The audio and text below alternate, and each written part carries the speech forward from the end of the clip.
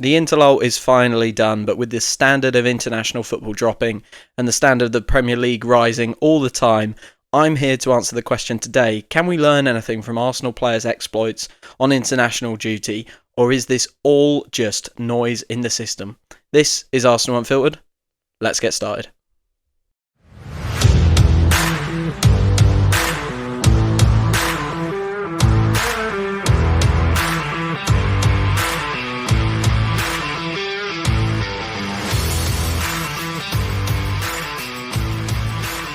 Yes, hello and welcome back to this episode of Arsenal Unfiltered, your 3 times a week dose of Arsenal coverage with me, your host Mark.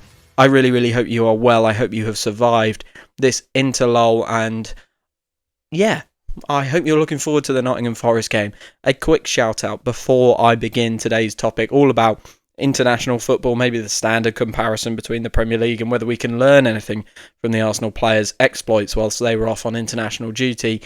We will have another episode coming out this week all about the Nottingham Forest game. I'm going to endeavour to do an instant reaction about the Nottingham Forest game as well. Really enjoyed doing that for the Liverpool game, so I'm going to endeavour to do that. But keep an eye out for the match preview podcast as well. That will probably come out on Friday afternoon, I would imagine. Let Arteta do his press conference, give that some time to digest that, and dive straight in after that to see what's going on and learn about Nottingham Forest before the 12:30 game on Saturday. So if you don't want to miss that, make sure wherever you get your podcast from, you go and hit follow for the Arsenal Unfiltered podcast. It's really super important. One, it'll help you get the podcast 3 times a week, but it also helps me grow the podcast and make sure as many Arsenal fans as possible are hearing Arsenal Unfiltered. So let's talk then. Let's talk, because there's been a lot of hype over the international break, especially about one Mikel Merino. And he's a really interesting player at the moment, isn't he? A lot being said about him in the wake of the Liverpool game. But we also have really interesting performances from Rice and Madueke and Declan Rice. I watched both the England games. I'd struggle to say I enjoyed them as spectacles, but they were nice fillers, and it's good to see, in the first game, 4 Arsenal players started, so that was really good. So they're kind of the two, Martin Odegaard as well, he's had a new haircut, which is apparently big news, but he also put in a big performance yesterday against Moldova on the 9th, so there's lots going on, but my question really is, can we read into any of this? I want to just take you through some of the really important highlights of this international break for us. Let's start with the England games, because they're the ones I've watched. Madueke gets his first England goal last night. Declan Rice with 2 assists in the game against Serbia as well. He delivered one from a corner, one from a free kick. The free kick one in particular, absolutely spectacular ball over the top of the Serbian line. Declan Rice scored in the Andorra game, header at the back post, and Madueke provides the cross, which led to an own goal. Whether you call that an assist or not is really down to you. I would call that an assist, but I don't believe Madueke wants to claim it. So some really good stuff there from both of those players. Mikel Merino, like I already said, 4 goals in 2 games. He got a hat-trick against Turkey. He has had 6 goals in his last 6 Spain games. Really impressive. We got a goal in the first game against Bulgaria from him as well, an assist from Zubamendi. So we've had some really interesting moments, over this international break, and I think a lot of people, especially around the Merino thing, and that's where I think I'm going to centre my discussion around Merino and probably Madueke as well, because these are 2 players who we've watched over this international break and gone, see, and a lot of people have used Merino's hat-trick as a justification to him, being the attacking solution in the Liverpool game. And I'm going to proviso this right now. I don't think we picked a defensive lineup, okay?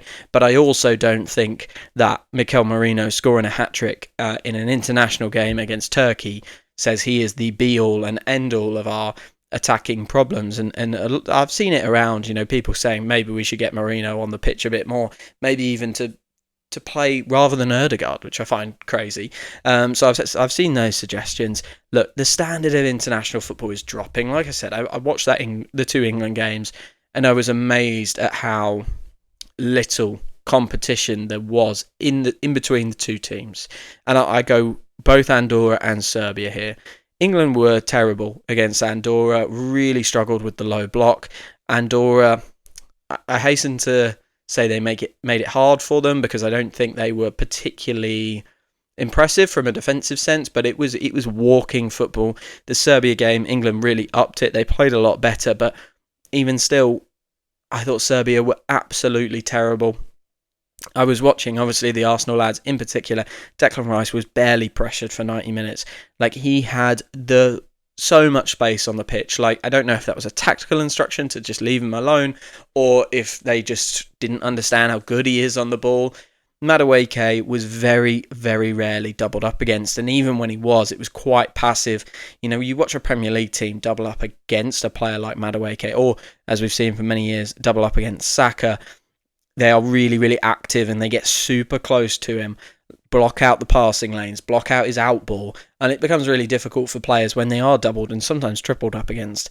But even when Serbia managed to get a couple of players around Madueke, it was very, very passive. You know, it was standing in a position rather than actively defending a position. And I thought Madueke had a good game. He ran, and he had a really good game against Andorra, I should say, as well. He ran really well with the ball, very direct, isolated his men, and they looked good. And Merino, I didn't watch the game, but I've seen his goals, and I'm sure he looked really good against Turkey, but the standard is just so low, and I think we really need to urge people to say, okay, let's remember what these games are. Let's remember that international football in general, I think, it's my opinion, let me know if you disagree with me, but I think the standard of international football is dropping like a stone. And these games, I think there is a wider football issue really here. A wider football issue, because these games, especially that first England game that I watched, it was walking football. It was not competitive. It was boring. It felt like part-timers against, multi-millionaires. And I think Clive Palmer said this on the Arsenal Vision podcast, something around, the England players just knew they were going to win.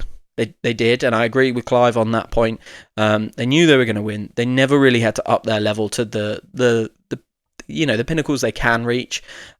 So we really need to be careful when we're looking at Merino having a great game, when we're looking at Madueke having a great game, and saying, "Oh wow, they're gonna turn up in the Premier League and deliver that for us." I think Madueke has been really, really good so far, but he's not going to get that level of space and that ease of play in the Premier League. And Merino isn't necessarily. He might turn up and score some goals. He was obviously a very, very good finisher at the back end of last year, but he's not going to roll into the Premier League and just cruise to a hat-trick in the way he did against Turkey. Martin Odegaard is not going to lay on 2 assists and score a goal in our next couple of... if he did that over the next 3 games, that would be a remarkably good assist. That would be a remarkably good return for Martin Odegaard if he did it over 3 games. He's not going to just waltz into Premier League games and do that game in and game out. So I know what you're thinking. Okay, Mark, you've told us let's not get too excited about the performances that we've seen over this international break. But what has this international break been for us? Well, I think what it can be is very, very interesting and useful minutes for certain players. I'm using the Arse blog from today. He's got a lovely table just summarising the number of minutes everyone plays. I'm just going to pick out a couple of players. So Victor Gyökeres got 2 90s. Now, I'm a little bit concerned that he did not score in either of those 2 90s, taking my previous point about how low the quality is. They were playing Slovenia and Kosovo. They got 1 point out of those 2 games. He did get an assist in the Slovenia game, but wasn't able to score against Kosovo. I think I read somewhere that he only had 1 shot as well. So that is a little concerning, but let's go back to the positives. 2 90s. He needs those minutes. He missed a lot of pre-season because of the kind of impasse with Sporting CP. He really needs those minutes. So that's really, really beneficial. I'm going to pick out Leandro Trossard as well. He got 86 minutes in total. He needs those minutes. Ethan Nwaneri, 76 minutes. He needs those minutes. We're getting fitness into some of the fringe players, and that's really, really good for us. Flip that on its head. Gabriel Magalhaes, a real staple in our team, and now a staple in the Brazil team. He played 90 minutes of the first game, but sat down for the second game. Yuri and Timber got 28 minutes across the whole international break. Calafiori, 90 minutes, and then sat down for the second game. So there are a number of key players who managed to get good bits of rest. I mean, David Raya didn't lace his boots. Fantastic. He's gone away, obviously, but I'm pleased that this international break has fallen in the way it has, where a number of players who need minutes have got them, and a number of players who probably need a rest or a night off have somehow managed to get them as well. So Calafiori got a night off, Martinelli got a night off, Gabriel Magalhaes got a night off, David Raya got 2 nights off, Lewis Skelly got a night off, Eze got a night off. Really good news. Whereas you look at Madueke, he's getting minutes, Gyökeres, he's getting minutes, Trossard, Dalman got a lot of minutes, 134 minutes. That is across 3 games, to be fair. So yeah, I'm pretty pleased with the fact that we've somehow got lucky and managed to balance some of those some of the minutes that have gone across our team. And I think that's a really interesting thing that we can take from this international break. I don't think we can make too much of performances or make too much of wow, he scored a hat-trick, or wow, he's playing really, really well, because the standard is so much lower. But what we can take is our players seem to have got through it unscathed. William Saliba was injured just before the international break, as we know, and we've had several players get a good amount of rest and no injuries, guys. Really, really important. That's what we can take from this international break. We've avoided injuries. There is a much bigger question. Like I said before, if that's what we're taking from watching football, the main thing I took from the 2 England games is like, great, Miles Lewis-Skelly's not even gone for the second game. Eze got sat down. I don't think Rice really got out of second gear. And Madueke got some vital minutes that I think he needs, to bring him up to full speed. If that's what I'm taking from these games, why do we even have them? I'm going to offer kind of an alternative. If these games were, one World Cup qualifier where we were seeing, England, I should say, like Andorra, get the chance to play England, and then a kind of, let's say, fashionable, that's maybe the right word, an England versus Spain, an England versus Germany, an England, maybe even like an England versus Scotland, a game that has a bit of spice and a bit of bite, a game where we would want to get our players up for it and we would want to watch that as fans. I think that would be really interesting. It would probably change how the England managers, the international managers approach these games. They would probably rotate a little bit more through the weaker opponents, even though that's the more competitive game.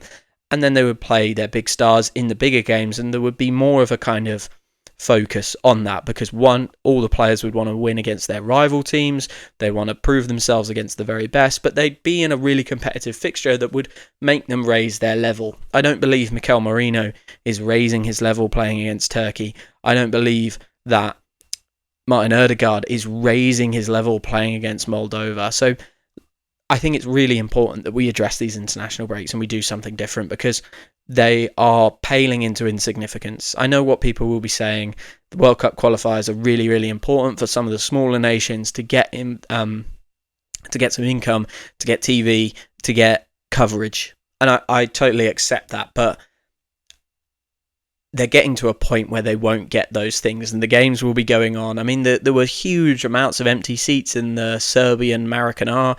I'm not 100% certain if there was a ticketing issue or a safety issue or something like that. And that may well have gone on, but it looked to me like they just could not sell the tickets. And, I think people are starting to wise up to the fact that these games are kind of non-events for both teams. One team kind of doesn't think that they can win, and one team thinks that they can win with their eyes shut. It's a real problem for international football, and it's a real, real problem for us as Premier League fans when our players get taken away. And look, touch wood, we've escaped this one and we've got lucky, but these international breaks add fixtures that we don't need.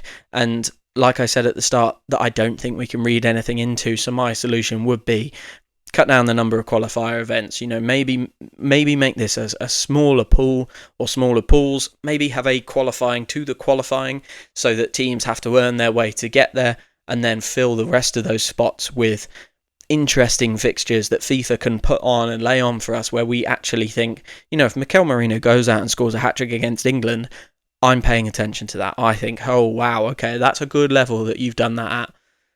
him doing it against Turkey, I don't think so. So let's just wrap up. I don't think we can read too much into the performances, but we can take a lot of pleasure out of some of our players who needed games, got games. Some of our players who needed rests, got rests. We got through it without a single injury. And if we want to make these periods valuable for players and fans alike, I think we need to make sure some of these games are at a higher quality, that the teams who are expected to win these big trophies in the next few years, in the next, run of 2026, the next World Cup, that they are playing each other regularly in these gaps, in these spaces between the Premier League, to give the fans something enjoyable, but to give the players something really, truly competitive. I do believe that that's really, really important. That's my little rant for the day, guys. I hope you enjoyed it. Like I said, if you have enjoyed an episode like this or any episode that you listened to before, please make sure you follow along. And remember, Nottingham Forest preview podcast and hopefully instant reaction coming Friday and then Saturday. And you know what? I might even make it 3 in a row and go Sunday for the kind of longer match review. So follow along. Keep your eyes peeled for those. They will be coming out. It might be Monday for the match review. My wife might be tired of me podcasting by then, but keep an eye out. Make sure you're following. And, if you want to do me a really, really big favour, go and leave a 5-star review wherever you get your podcasts at. It really, really helps. Nottingham Forest preview podcast to come. Keep an eye out for it. All that's left to say is thank you for following, thank you for listening, and I will speak to you very, very soon.